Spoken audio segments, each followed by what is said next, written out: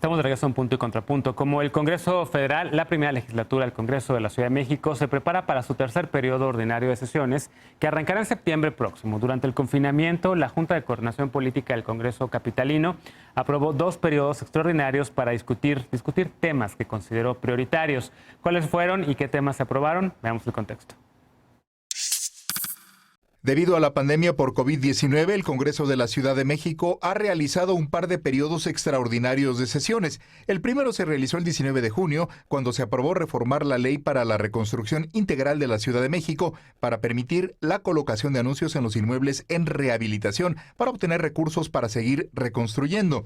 También se aprobó reformar la Ley de Austeridad, Transparencia en remuneraciones, prestaciones y ejercicio de recursos de la Ciudad de México para que, en caso de emergencia sanitaria o desastre natural, la persona titular de la jefatura de gobierno podrá ordenar las reducciones al presupuesto de egresos que sean necesarias para salvaguardar el interés social y público. El 24 de julio se aprobó el segundo periodo extraordinario, en el que se aprobó una sanción penal a quien incurra en terapias de reconversión sexual. También se aprobaron las reformas al Código de Instituciones y Procedimientos Electorales y la Ley Procesal Electoral para evitar la violencia política contra las mujeres en razón de género. También se aprobó modificar la Ley de Participación Ciudadana y el Presupuesto de Egresos 2020 para que los recursos y proyectos suspendidos este año se realicen en 2021. Finalmente se aprobaron reformas a la Ley Orgánica de la Fiscalía General de Justicia de la Ciudad de México para homologar criterios relacionados con los requisitos y perfiles para elegir a las personas titulares de la Fiscalía de Atención a Delitos Electorales, Fiscalía Especializada en Combate a la Corrupción y Fiscalía para la atención a delitos de alto impacto. Punto y contrapunto. Bueno, segundo tema, y podemos, si quieren, retomar y concluir por lo pronto el tema de arrendamiento. Estamos platicando en la pausa que podemos hacer un programa más adelante exclusivamente sobre esto. María Silvia nos sugirió que invitáramos a inquilinos que han sido despojados de sus habitaciones o de sus departamentos o casas, pero sin duda lo retomaremos cuando sea posible. Pero mientras, si quieren concluir, ¿quieres contestar algo, Santiago, y después Calicho, sobre el tema de arrendamiento? Sí, mira, el problema de que en esta reforma que proponen dicen que si no hay contrato escrito no podrá proceder ningún lanzamiento. Lo que va a pasar es que los invasores van a alegar que hay un contrato, aunque así no sea, ya sea con el verdadero dueño, ya sea con un tercero real o ficticio. Y entonces se va a negar el acceso real a la justicia porque no va a haber forma de sacar al invasor. Pero ¿no se puede firmar un contrato con notario? Se puede firmar un contrato con notario, sí. ¿Y eso no sería imposible que entonces alguien niegue que hay contrato? Si están las firmas verificadas. Sí, pero aquí el punto, el invasor va a alegar que hay un contrato verbal. Y la reforma dice que mientras no haya escrito, no se va a poder lanzar. Como no le conviene que lo lancen, se va a negar a firmarlo, diciendo que no está de acuerdo. Y se hace un círculo vicioso donde no se va a poder lanzar y se va a alentar a las invasiones. De su problema de falta de contrato escrito, encontraron la peor solución. ¿La peor solución, Calicho? Bueno, yo creo que la iniciativa y el debate es muy amplio, como ya mencionamos, pero lo que sí quiero recalcar, y pongo este ejemplo de lo que menciona de la falta de contrato escrito, es que precisamente al Partido de Acción Nacional de la Ciudad de México no le importan los problemas de vivienda, porque hemos dicho miles de veces que lo que está en esa iniciativa son formas de alcanzar objetivos. Son 5 objetivos, 5 problemáticas que identificamos. Si no son esas, que las cambien.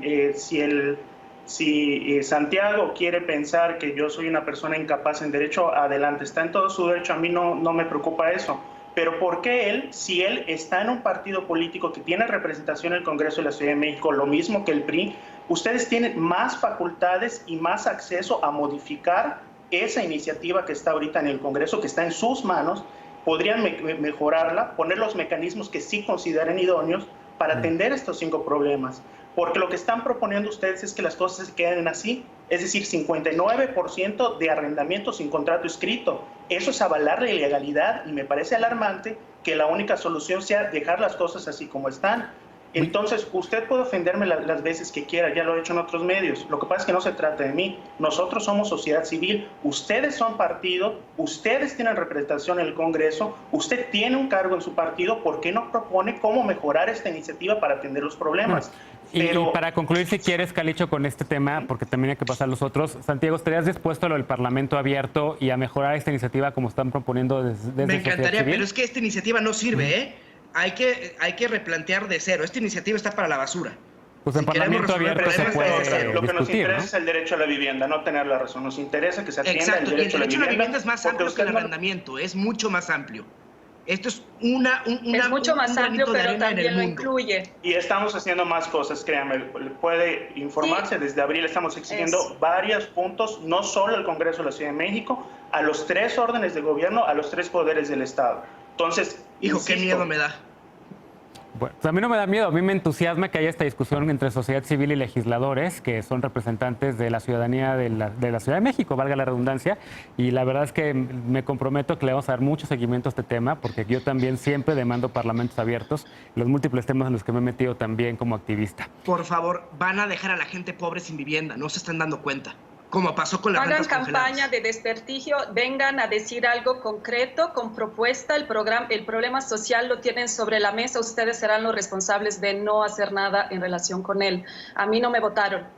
Bueno, si quieren retomamos el tema de arrendamiento en unas 2 semanas para que podamos armar una mesa de más discusión sobre este tema. Retomemos otros temas. Empiezo contigo, Lucía, de lo que fue aprobado en el periodo pasado. ¿Qué destacarías? Yo destaco finalmente la aprobación, la prohibición de las terapias de conversión.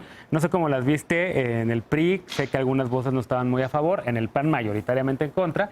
Pero ¿tú cómo viste este tema? ¿Y qué otros destacarías también de lo que aprobó el Congreso de la Ciudad de México? Pues yo en ese tema creo que estoy a favor, creo que no debería existir una cosa tal como las terapias de conversión, porque pues, la gente al final es libre de tener las preferencias y gustos que cada quien quiera y no creo que afecte. Entonces sí creo que esto de las terapias de conversión fue algo positivo. Destacaría un poco lo de la participación ciudadana que mencionaron. Creo que no estoy de acuerdo en que hayan pasado lo del presupuesto participativo para el año que entra. Creo que debieron de haber fomentado que hubieran estas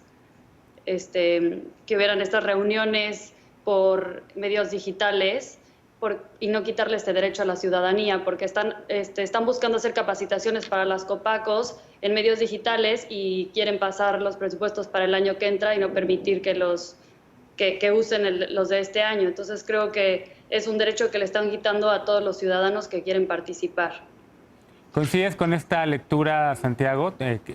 ¿No te gustó eso? ¿Qué te gustó del periodo aprobado? ¿Qué queda pendiente para ti prioritario? Fue de claroscuros, ¿eh? Por ejemplo, yo en el tema de las terapias de conversión, claro que estoy de acuerdo con que se haya prohibido por la vía penal, pero se quedó corto, ¿eh? Porque si se fijan en la iniciativa, se prohíbe únicamente cuando se utilicen medios violentos y sea contra la voluntad de la persona. Por lo cual, eso significa que siguen estando permitidas en los otros supuestos, que si no se usa algún tipo de violencia y la persona voluntariamente van a seguir realizando este tipo de terapias. Se quedaron cortos, ¿eh? Y yo creo que debe legislarse ya no por la vía penal, sino por la vía administrativa. Un punto negativo, la ley Sheinbaum. A ver,